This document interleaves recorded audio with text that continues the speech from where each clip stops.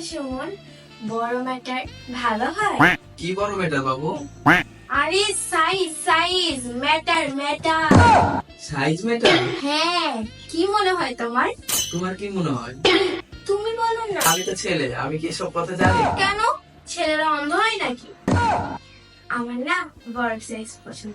অনেকদিন যাবতই বলবো বলবো ভাবছিলাম, কিন্তু বলতে পারিনি।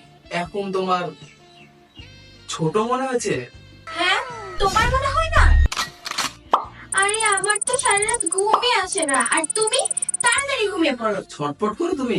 হ্যাঁ, তুমি কখনো বলনি তো আমাকে? এটাতে তো তোমার নিজেরই বোঝা উচিত ছিল। তোমার ছোট টিভি ছিল, আমি পাল্টে দিয়েছি। তোমার ছোট আলমারি ছিল, আমি সেটাও পাল্টে দিয়েছি। আরে আমার তো ছোট জিনিস ভালোই লাগে, এটা তো তুমি নিজেই দেখতে পারতে। আমি কি এইসব নতুন আনতে পারি? এটা তুমি কি বলছো? পাল্টানো যায় না, কিছু তো করা যায়। আরে আমি এইসব কি করতে পারি? এটা আমার হাতে আছে নাকি? তো কার হাতে আছে? পাশের বাড়ির লোকের হাতে আছে? আমি তো তোমাকে খুব ভদ্র মনে করতাম নুজহাত। তোমার মধ্যে যে এত জঙ্গলি ভাব আছে আমি তো জানতাম না। মানে জঙ্গলের কি আছে? সব মানুষের পছন্দই তো আলাদা আলাদা। আমার তো লাফাতে বেশি ভালো লাগে। তুমি একটু মোটা করো না। আর মোটা কথা নাই করবো।